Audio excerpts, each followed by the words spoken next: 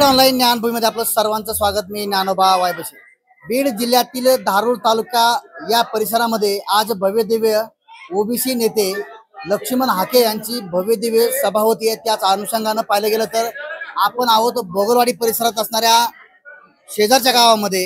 या गावामध्ये लक्ष्मण हाके यांच्या स्वागताची तयारी केली जाते भव्यदिव्य स्वरूपामध्ये। या ठिकाणी ओबीसी मोर्चा मोठ्या प्रमाणात तुमच्या परिसरामध्ये निघतोय, काय वाटतंय?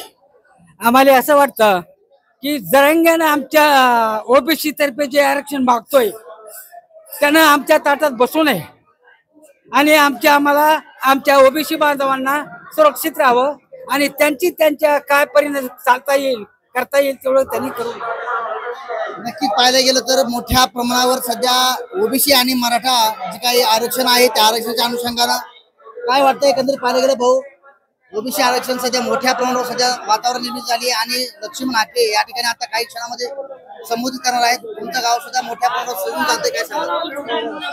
मुळामध्ये ओबीसी आरक्षण हा प्रश्नच ओबीसीचा आहे। त्यामध्ये मनोज जरांगे हे काय सरकार जी आर काढते, एक मिनिटाला बदलतंय, जी आर बदलतंय। भुजबळ साहेबांनी थेट नाराजी व्यक्त केलेली आहे। तर त्याच्यामध्ये सरकारला आमचा थेट इशारा है, जो ओबीसी की बात करेगा वही देश पे राज करेगा, नहीं तो आज नहीं तो कल इलेक्शन होने वाले हैं।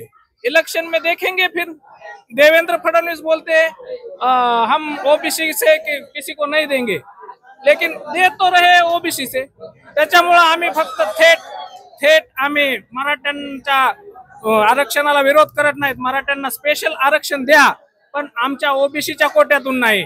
आमच्या ओबीसीच्या कोट्यातून देण्याचा प्रयत्न करताल तर उग्र असं आंदोलन आम्ही करू। आम्ही काही शांत बसणार नाहीत। आमच्या दैवताचा फोटो फाडला काल भोगरवाडी फाट्यावर, तर आम्ही तिथं विरोध केला, त्यांचा पण फोटो काढून टाकला। आता लोकशाही आहे, ही झुंडशाही आता चालू देणार नाही। ओबीसी जागा झालेला आहे। ओबीसी आता प्रतिकार म्हणजे असा फुल प्रतिकार करणार आहे। ते एक आले तर आम्ही 10 जण जाऊ। आज या ठिकाणी मोठ्या प्रमाणावर परिसरात सभा होतीये, या सभेला काय उत्तर असणार आहे, काय सांगा? आज आम्ही तेच सांगायलो ना, आता ते एक जण आलं तर आम्ही 10 जण जाऊ आणि असं उत्तर देऊ की त्यांना खूप असं त्यांनी काठी घेऊन आले तर आम्ही पण काठी घेऊन जाऊ, अशी आता तयारी ओबीसी बांधवांनी धरलेली। कारण ओबीसी बांधव आता जागा झालेला आहे।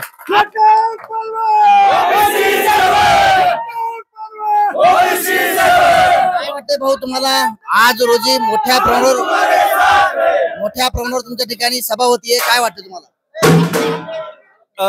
आनंदही वाटतोय आणि दुःखही वाटतंय की आज जे ओबीसीचं हक्काचं आरक्षण आहे ते आरक्षण कुठेतरी सरकार घालवण्याच्या प्रयत्नात आहे आणि ते आरक्षण घालवण्याच्या प्रयत्नामध्ये असल्यामुळं आज ओबीसीला रस्त्यावर उतरावं लागत आहे आणि ओबीसीला रस्त्यावर उतरावं लागत आहे आणि त्याचं नेतृत्व कोण करत आहे आम्हाला सुद्धा वाईट वाटतं।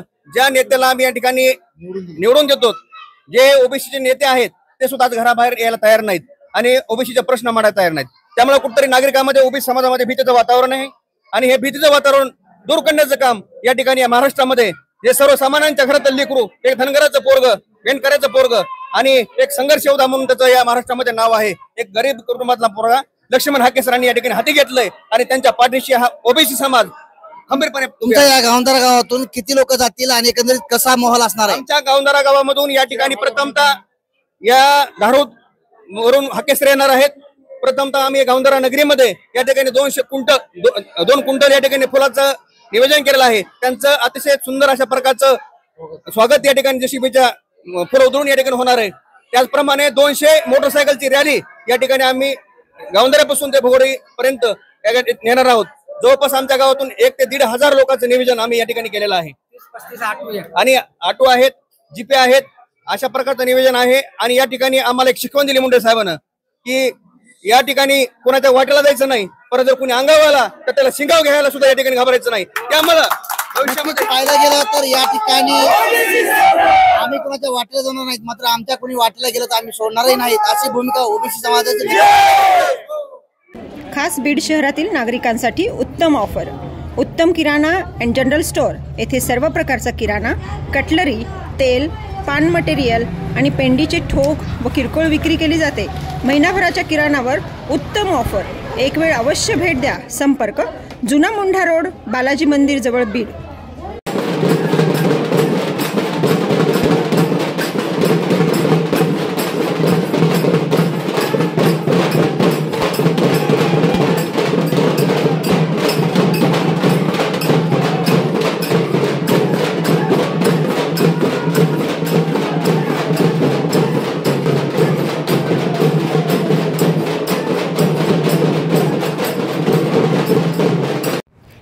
शहरातील नामांकित हॉटेल गोल्डन चॉईस येथे फॅमिलीसाठी स्वतंत्र व्यवस्था, उत्कृष्ट जेवणाची व्यवस्था, सुसज्ज पार्किंग, उत्कृष्ट लॉजिंगची व्यवस्था, कॉन्फरन्स हॉल, लग्न, वाढदिवसासाठी इतर कार्यक्रमांसाठी स्वतंत्र हॉलची व्यवस्था. एक वेळ अवश्य भेट द्या. संपर्क हॉटेल गोल्डन चॉईस, भगवान बाबा प्रतिष्ठान समोर, बार्शी रोड, बीड.